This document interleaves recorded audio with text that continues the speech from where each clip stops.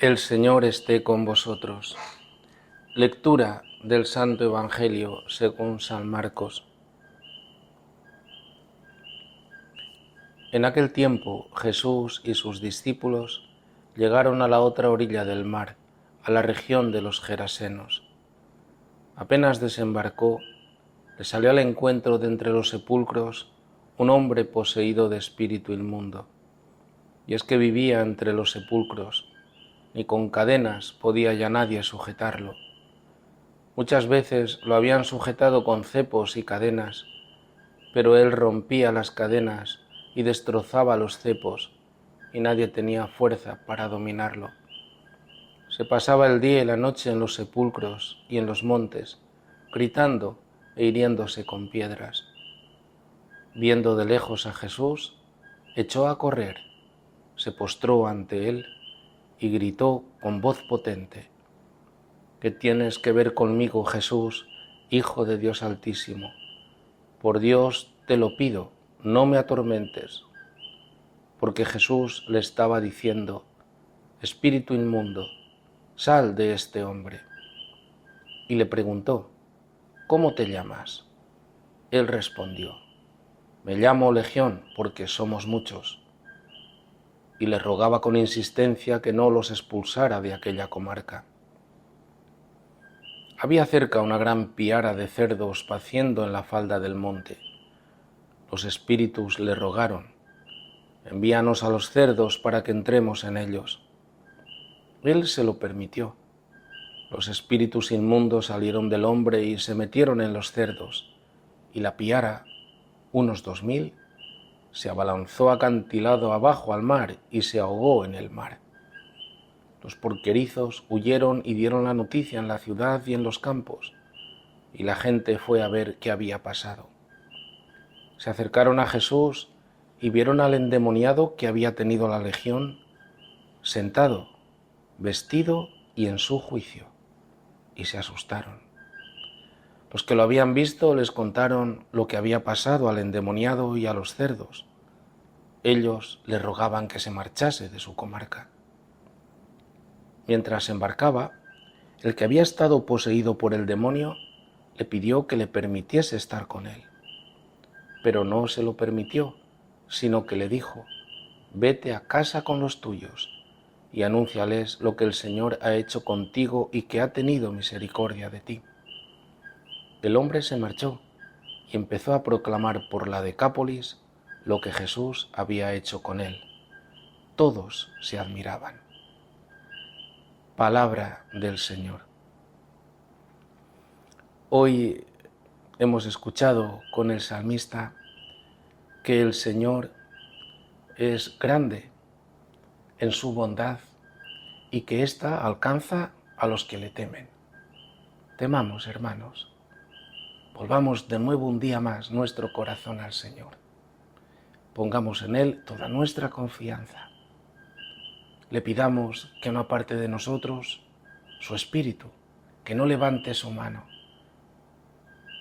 que nos mantenga continuamente vueltos hacia Él, que nos dé la gracia de levantarnos, que nos dé la gracia de vernos, que nos dé la gracia de ver su voluntad, que nos conceda ponerla por obra. Qué bondad tan grande, Señor, concedes a los que a ti se acogen, a la vista de todos. Que hoy, un día más, acojamos la voluntad del Señor como Cristo mismo nos enseña en el Evangelio. Hágase tu voluntad. Señor, que sea hoy nuestro alimento también. Hacer tu voluntad, apoyados en aquel que la ha cumplido perfectamente, Jesucristo nuestro Señor. Por eso dice al final el salmista: Amad al Señor, fieles suyos, amadlo. Ya no solamente es temerlo, es amarlo. Ya no solamente es que Él nos ame, es que también nosotros le amamos. ¿Dónde ir sin Dios? ¿A quién amar si no amamos a Dios? Todo lo demás es vanidad y nos damos cuenta que en lugar de amar, lo único que hacemos es movernos por nuestro egoísmo, aprovecharnos y al final sentirnos vacíos, desconsolados, tristes, sin sentido del por qué vivimos. Amad al Señor, porque el Señor protege a sus fieles. Y es a los soberbios, a los que mira desde lejos, a los que les deja en su pretensión de querer subsistir y de querer vivir por sí mismos, hasta que se dan cuenta que no pueden. Y ahí también el Señor los espera, es misericordioso. Les deja y nos deja nuestra libertad, pero siempre con un amor infinito que nos busca. Todo esto, queridos hermanos, es imposible sin la fe. La fe ilumina nuestros ojos, la fe ilumina nuestra mente. La fe no es contraria a la razón, todo lo contrario. Es el verdadero guía, es aquel maestro que conduce a la razón por encima de sus razones, porque la introduce en las razones de Dios, que superan todas nuestras razones muy limitadas a este mundo y a las cosas meramente terrenas y creadas. La fe. De hecho, vemos lo que pasa en el Evangelio, que hay un endemoniado que está en un estado deplorable, terrible. Está poseído. En realidad no es un espíritu, sino que es toda una legión de espíritus inmundos. No se ven. Los espíritus no se ven. Se manifiestan a través de este pobre hombre que se encuentra poseído por ellos, por los motivos que sean, pero que al mismo tiempo manifiesta cómo se encuentra la humanidad. Somos títeres del maligno, mal que nos pese, títeres del maligno, que nos hacemos daño. Si es que es terrible, queridos hermanos, lo que vemos en el mundo. Daños a las mujeres, daños a los hombres, daños a los niños, bombas, continuamente buscándonos a través de los negocios para enriquecernos y que los demás allá se apañen. Egoísmos por todos los lados, incomprensiones, y todos con un deseo enorme de no hacer nada y de estar continuamente en un descanso que se llama, por su nombre, pereza. El hombre manipulado para acá y para allá, por el demonio, por los demonios, a través de nuestros pecados, de este hombre viejo vendido al mal. Este estado deplorable, pero le han visto que es terrible, está en estado salvaje, no hay quien lo sujete, no hay quien haga vida de él, con una fuerza terrible, nadie puede sujetarlo. Y después lo ven de otro modo, lo ven liberado. Es impresionante, lo ven tranquilo. Lo ven en su sano juicio, ha recuperado la razón de aquel que está por encima de todas razones humanas, que es Cristo, que es Dios con nosotros, que tiene una palabra potente, que expulsa el mal, que libera. Le ven dignificado, está vestido. El vestido, queridos hermanos, nos dignifica. Tenemos que ver cómo vestimos, que también hoy en día los cristianos tenemos que dar ejemplo de un vestir adecuado. Y también cuando vamos a la Eucaristía, cuando vamos a misa, cuando vamos a la iglesia, que no vayamos como si vamos por ahí a cualquier lado. Si vas a ver al Señor, ve dignamente, ve dignamente. Y el Espíritu Santo nos enseña lo que es digno, no lo que es caro. Puedes llevar algo que es carísimo, pero vas indignamente vestido. Este estaba ya vestido dignamente. Delante de Cristo uno es vestido dignamente. Acordaos que en el bautismo nos revistieron de Cristo. Pues bien, la gente que está viendo esto, que ha visto que los cerdos, unos 2000, se han ahogado en el mar, todo esto, lo único que concluyen es esto. Aléjate de nuestra región, porque el egoísmo les ciega. No ven realmente. El egoísmo nos ciega, hermanos. La codicia, los bienes materiales. No hay comparación entre la liberación de un hombre de la esclavitud del mal y las cosas materiales. No hay comparación. El hombre tiene un valor infinito. Lo demás no vale nada. No entienden porque están ciegos por el egoísmo. Estamos ciegos cuando también hay la vida, la vida, la vida. Viene la peste, vamos a conservarla. Ciegos, ya no ves nada. ¿No te das cuenta que te vas a morir con peste y sin peste? Se murió sin peste. Pues nada, pues ánimo. Pero bien cuidadito. Pues adelante. Nosotros pasamos de un extremo a otro. De un extremo a otro. O bien vamos como este endemoniado salvajes, o bien nos preservamos que es todo un búnker. Y no entienden, aunque veamos que esa liberación es un signo impresionante para ellos de que hay alguien que viene a liberarnos del mal, que es un signo impresionante para todos de la promesa de la salvación de Dios que les alcanza.